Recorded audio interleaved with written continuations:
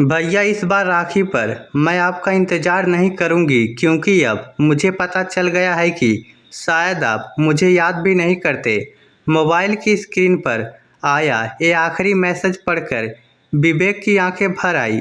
वह जवाब लिखना चाहता था, नहीं गुड़िया, मैं तुम्हें हर दिन याद करता हूँ। लेकिन तभी पीछे से उसकी पत्नी कविता की आवाज़ आई, किससे बात कर रहे हो? विवेक ने तुरंत मोबाइल बंद कर दिया, किसी से नहीं। कविता ने मोबाइल उसकी तरफ बढ़ाते हुए कहा, अपनी बहन से बात कर रहे थे ना? विवेक चुप रहा। कविता बोली, मैंने कितनी बार कहा है अपनी बहन से दूरी रखो। शादी के बाद भी मायके वालों का मोह नहीं छूटता उसका। विवेक ने धीरे से कहा, कविता वो मेरी बहन है तो क्या हुआ? हर बात में उसे घर के बीच लाना जरूरी है।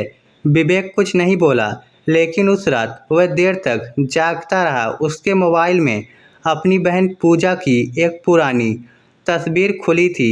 तस्वीर में पूजा हंस रही थी और विवेक की आंखों से आंसू बह रहे थे। विवेक और पूजा बचपन से एक दूसरे के बहुत करीब थे। माँ के गुजर जाने के बाद पूजा ही उसके लिए घर की रौनक बन गई थी। पूजा छोटी थी तो भाई की उंगली पकड़कर स्कूल जाती थी। विवेक उसे स्कूल छोड़ने जाता। वापस आते समय उसकी पसंद की टॉफ़ी जरूर लाता। एक बार पूजा बहुत बीमार पड़ गई। विवेक पूरी रात उसके सिरहाने बैठा रहा। सुबह पूजा ने आंखें खोलकर पूछा, भैया आप सोए नहीं? विवेक ने मुस्कुराकर कहा, तू सो रही थी ना, फिर मुझे नींद कैसे आती? पूजा ने कमज़ोर हाथ से भाई की उंगली पकड़ ली। भैया आप मुझे कभी छोड़ना मत। विवेक ने उसके माथे को चूमते हुए कहा, पगली, बहन को भाई नहीं छोड़ता, चाहे दुनिया छोड़ दे।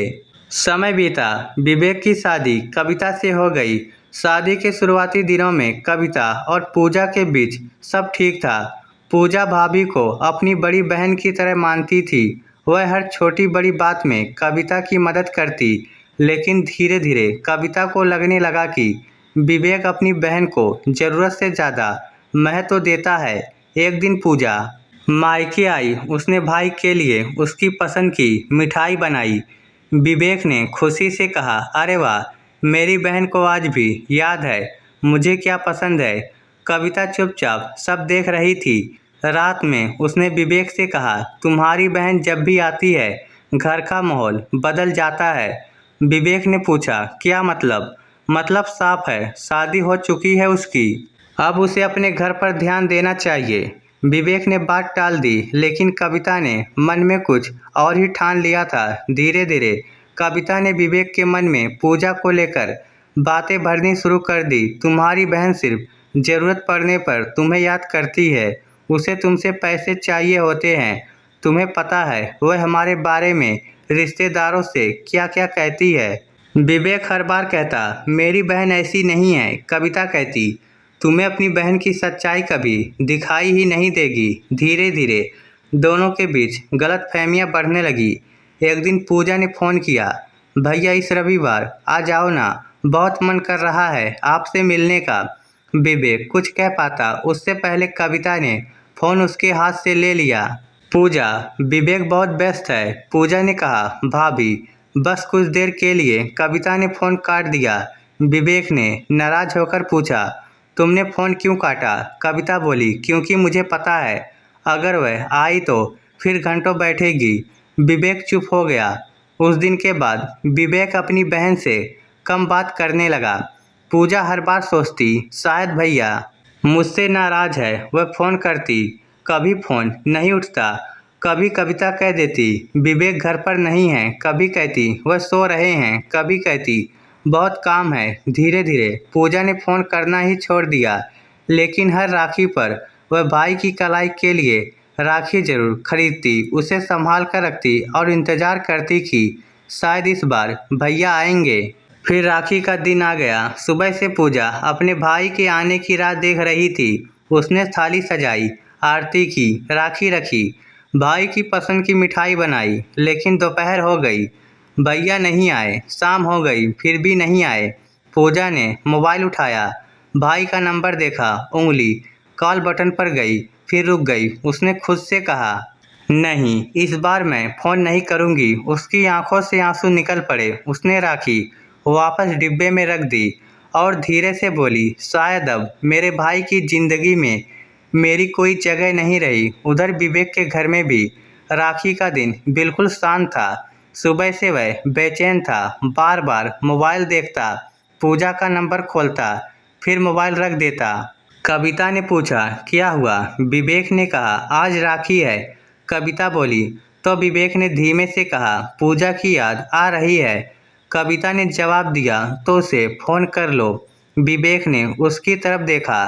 कविता बोली, लेकिन अगर उससे बात की तो फिर वही पुरानी बातें शुरू होगी। इसलिए मेरी एक बात मानो, आज कोई ड्रामा मत करना।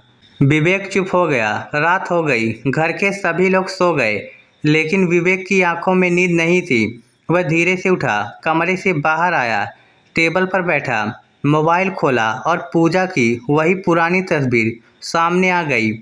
तस्वीर में पूजा राखी बांधते हुए मुस्कुरा रही थी। विवेक तस्वीर को देखते हुए फूट फूट कर रो पड़ा। गुड़िया, उसने तस्वीर को हाथ में लिया। तूने तो कहा था ना, हर राखी पर मेरे पास आएगी। उसकी आवाज़ काँप रही थी। मैं तेरा भाई होकर भी तुझे अपनी कलाई नहीं दे पाया। फिर उसने अलमारी खोली। अंदर उसे एक पुरानी राखी दिखाई दी, शायद पिछले साल की थी। विवेक ने राखी उठाई, कुछ पल उसे देखता रहा, फिर उसने अपनी कलाई आगे कर दी और उसने खुद ही अपनी कलाई पर राखी बांध ली। आंसू लगातार बह रहे थे। वह तस्वीर की तरफ देखकर बोला, आज तू नहीं है ना गुड़िया, इसलिए तेरी जगह मैं ही खुद को राखी बांध रहा हूँ, ताकि मुझे याद रहे कि मेरा एक भाई होने का रिश्ता नहीं, एक भाई बनने की जिम्मेदारी भी है। वह तस्वीर को सीने से लगाकर रोता रहा। उसे क्या पता था, दरवाजे के पीछे खड़ी कविता उसकी सारी बातें सुन रही थी। कविता पहली बार अपने पति को इस तरह रोते हुए देख रही थी। उसने कभी नहीं सोचा था कि उसकी छोटी छोटी रोक टोक ने भाई बहन के रिश्ते को इतना दूर कर दिया है। विवेक तस्वीर को देखकर कह रहा था, पूजा, अगर तू मुझे माफ़ कर सके तो कर देना। मैं तेरा भाई था, लेकिन तेरे साथ भाई जैसा खड़ा नहीं रह पाया। कविता की आंखों से भी आंसू निकल आए। उसे अपनी गलती समझ आ गई। उसने पहली बार महसूस किया कि पति को बहन से दूर करना जीत नहीं थी, ये तो उसके पति के दिल का एक हिस्सा उससे छीन लेना था। अगली सुबह कविता ने विवेक से कहा, चलो। विवेक ने पूछा, कहाँ? कविता ने उसकी आंखों में देखते हुए कहा, अपनी बहन के घर। विवेक कुछ समझ नहीं पाया। कविता बोली, कल मैंने तुम्हें अपनी बहन से दूर रखा, आज मैं खुद तुम्हें उसके पास लेकर जाऊंगी। विवेक की आंखें भर आई। कविता, वह आगे कुछ नहीं बोल पाया। कविता ने कहा, मुझे माफ़ कर दो, मैंने तुम्हारे रिश्ते को समझने में बहुत देर कर दी। दोनों पूजा के घर पहुँचे। दरवाज़ा पूजा ने खोला। भाई को सामने देखकर वह कुछ सेकंड तक उसे देखती रही, फिर उसकी आंखों से आंसू बहने लगे। विवेक ने कुछ नहीं कहा, बस अपनी कलाई आगे कर दी। उस कलाई पर राखी बंधी हुई थी। पूजा ने हैरानी से पूछा, भैया ये राखी? विवेक रोते हुए बोला, कल रात मैंने खुद बांधी थी। पूजा ने भाई की कलाई पकड़ ली। आपने खुद क्यों बांधी? विवेक ने कहा, क्योंकि तेरी राखी का इंतजार करते करते मैं समझ गया कि बहन से दूर होकर भाई की कलाई कितनी खाली हो जाती है। पूजा अपने भाई से लिपटकर रोने लगी। भैया, मैंने कभी आपसे कुछ नहीं मांगा, बस आपका साथ चाहा था। विवेक ने कहा, अब तुझे कभी मांगना नहीं पड़ेगा। कविता भी पूजा के सामने खड़ी थी। उसकी आंखों में आंसू थे। उसने हाथ जोड़कर कहा, पूजा, मुझे माफ़ कर दो। पूजा ने उसका हाथ पकड़ लिया। भाभी, आप बड़ी हैं, आपसे नाराज़ होकर मैं भी क्या पाऊंगी? कविता रोते हुए बोली, आज से मैं तुम्हें ननद नहीं, अपनी छोटी बहन मानूंगी। पूजा मुस्कुराई, और मैं आपको भाभी नहीं, बड़ी बहन कहूंगी। तीनों रोते हुए एक दूसरे से गले मिल गए। उस दिन के बाद राखी उनके घर में सिर्फ एक त्यौहार नहीं रही, वह एक याद बन गई, एक सबक बन गई और एक वादा बन गई।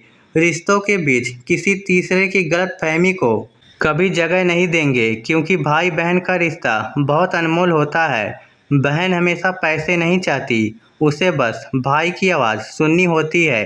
गुड़िया कैसी है तू? और भाई को हमेशा बहन से कुछ नहीं चाहिए, बस राखी के उस धागे में बंधा हुआ प्यार चाहिए। इसलिए अगर आपके घर में भी कोई भाई अपनी बहन से नाराज़ है या कोई बहन अपने भाई से दूर है, तो इस राखी पर एक बार पहल ज़रूर कीजिए, क्योंकि ज़िंदगी बहुत छोटी है। कहीं ऐसा ना हो कि अगली राखी पर कलाई तो हो, लेकिन राखी बांधने वाला हाथ ना हो। और याद रखिए, राखी सिर्फ कलाई पर नहीं बनती, राखी दिल पर बनती है। भाई बहन का रिश्ता अगर सच्चा हो तो दूरियां भी उसे ख़त्म नहीं कर सकती। इस स्टोरी को लेकर आपकी क्या राय है? नीचे कमेंट करके हमें ज़रूर बताइएगा। धन्यवाद।